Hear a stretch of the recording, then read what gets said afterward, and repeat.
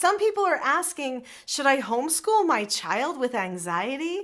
I'm Nicholeen Peck and I'm a homeschooler. I also teach parenting, communications all over the world, and I'm going to talk today about anxiety and homeschool and what is the best approach for those children.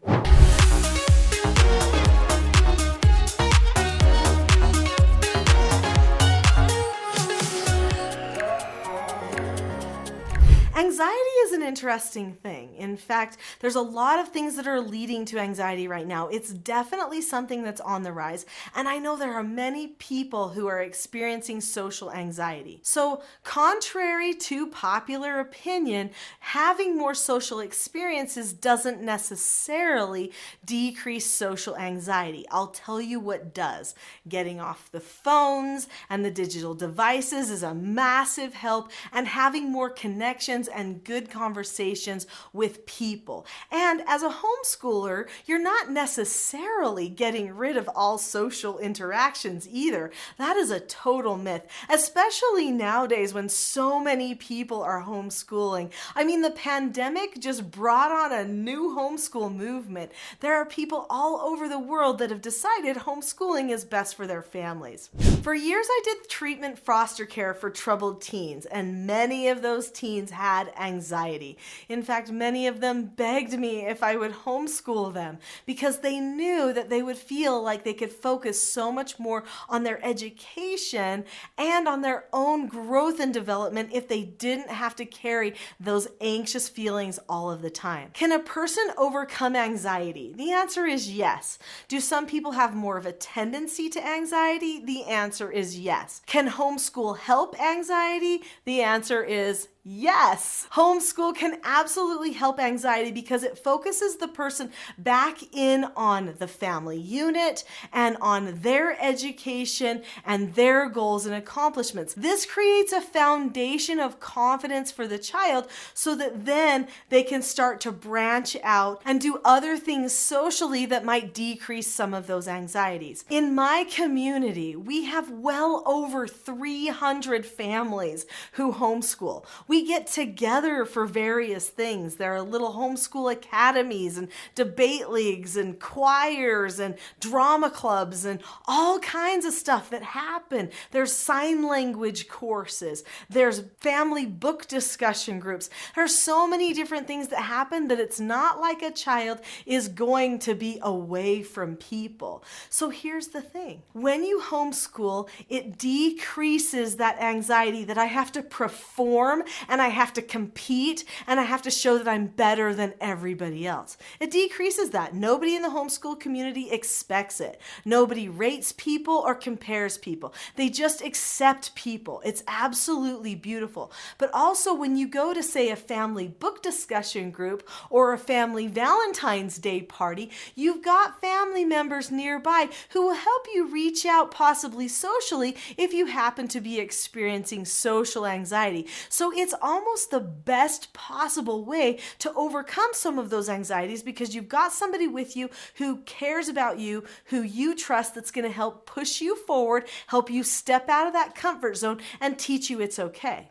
Now, this does mean that a parent has to decide that it is okay for them to help nudge their child outside of the comfort zone. They have to want the child to learn and grow new things, even if the child acts like they are experiencing discomfort. A school teacher can't push a child like a parent can. So a parent can actually instruct a child to step out of the comfort zone and to drop the subject on the anxiety. They can help motivate them through that, where a school teacher cannot give them that same type of coaching in a similar situation. In fact, oftentimes what they do is they just push that person aside and say, well, if you don't want to do it, fine, I won't judge you for it, but they don't help them through it either. So if you want your child to truly make some strides in overcoming their anxiety, they need to be with you a good chunk of the time. And then as they get older, that anxiety will start to dissipate and become much more manageable.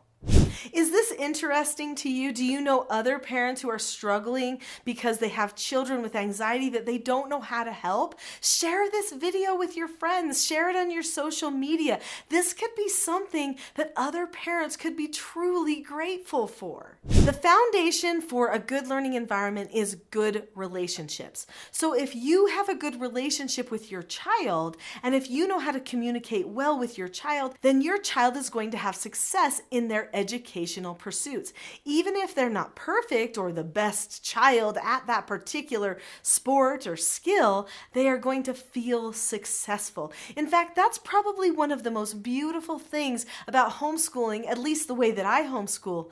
There's no grades. I don't attach labels to every single thing a child does. I don't rate them. I don't beat them down. I say, was that your best effort?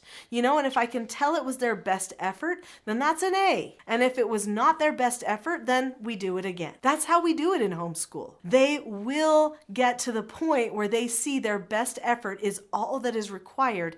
And in fact, it's all that they need to focus on. That helps a person with anxiety. People with anxiety are processing all the time. In fact, many times they're over processing, which is why they're experiencing these feelings of anxiety. So what do you have to do to help them? You have to remove some of the things that they're comparing to so that instead they see, wait, what did I do? I did good. So make sure that you remove any feelings of competition and encourage those feelings of putting your best foot forward.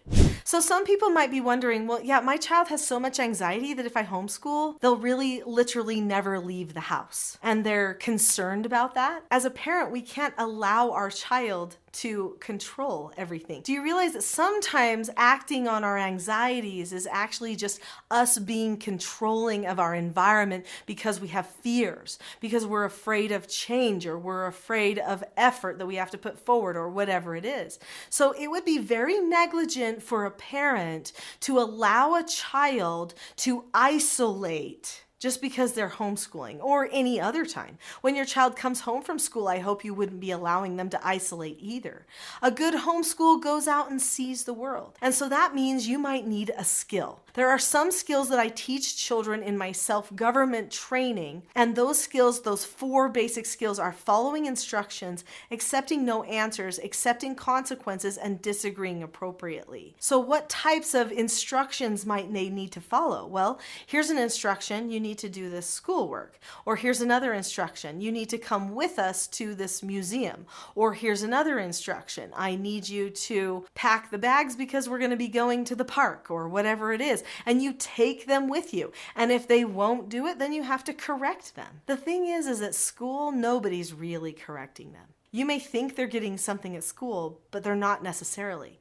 And maybe you invite a friend over. Well, now the instruction is, hey, let's have some interaction with this friend and see if we can develop a good time. Or, hey, we're going to go to this other person's house now. That's an instruction to go there. To follow an instruction, you do 5 things. You look at the person, keep a calm face, voice, and body, say okay or ask to disagree appropriately, do the task immediately, and then check back. Your child needs to be able to do that every single time that you give them an instruction. Also, accepting no answers is going to be vital, because when they want to just sit and isolate, or get on their computer, or get on their, I forget what the little devices are called because we don't do a lot of devices at our house, but some of the things that they do in their hands, when they want to just isolate into those things, or they want to just sit and just write and never talk to anybody, then you might have to give a no answer about it.